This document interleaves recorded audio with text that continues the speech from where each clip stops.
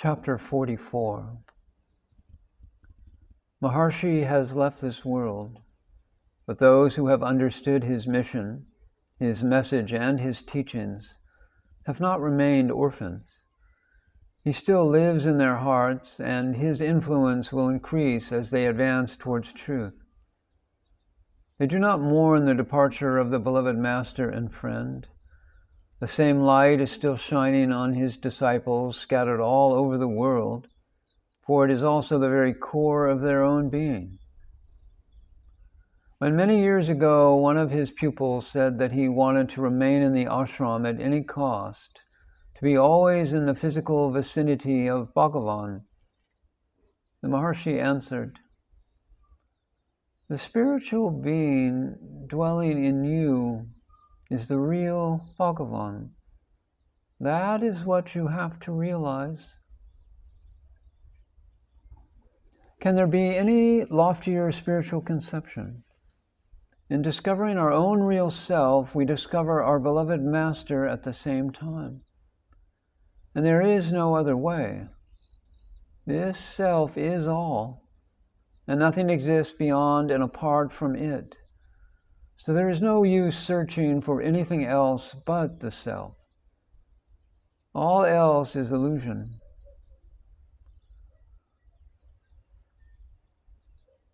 In a quiet, peaceful corner of India, near the last resting place of the sage of Arunachala, the remaining disciples and devotees of the Master are gathering every day.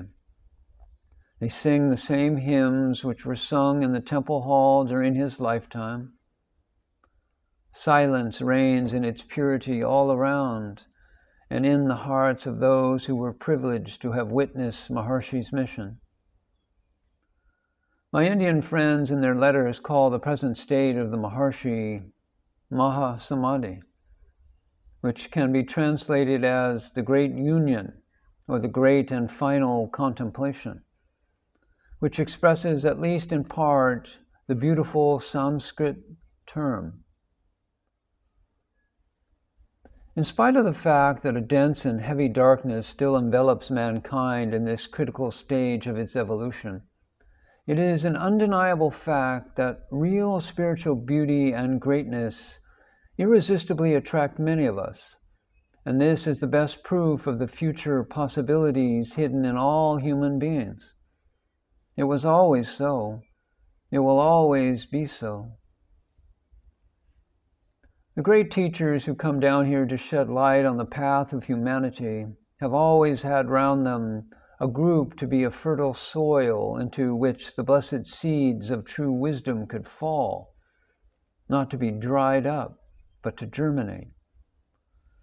The phenomenon of Maharshi is one proof that the ways of providence are adapted to the stages of evolution reached by mankind in every era.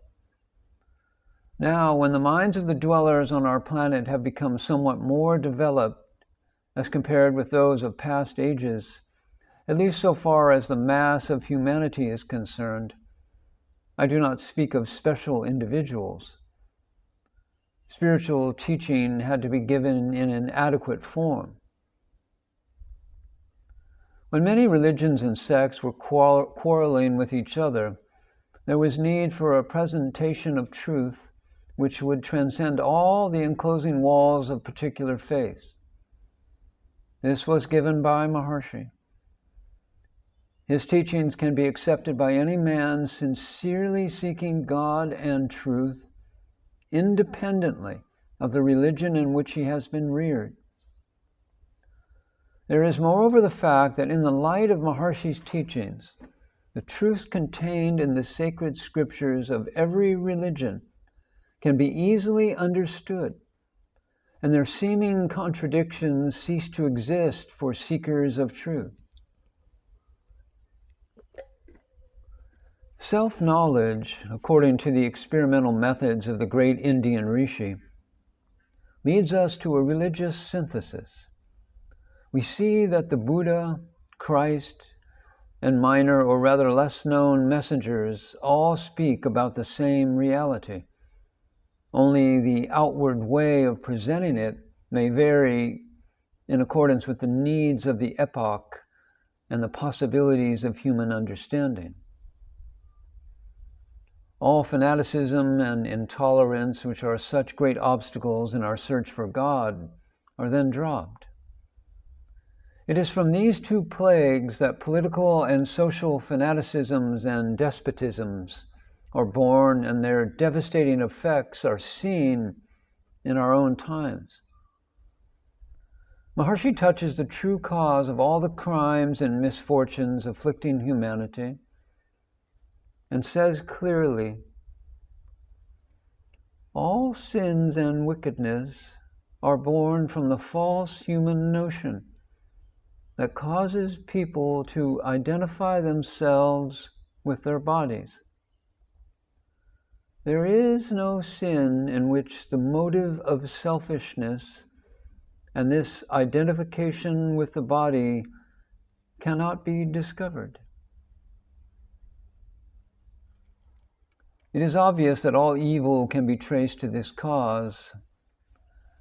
As the Maharshi has said, I am not this body, I am the eternal spirit dwelling temporarily in this vehicle of flesh. This saying radically uproots all evil motives. That is the essence of Maharshi's message, the essence of the teachings of the one of the last great rishis of India, so far as I was able to understand it.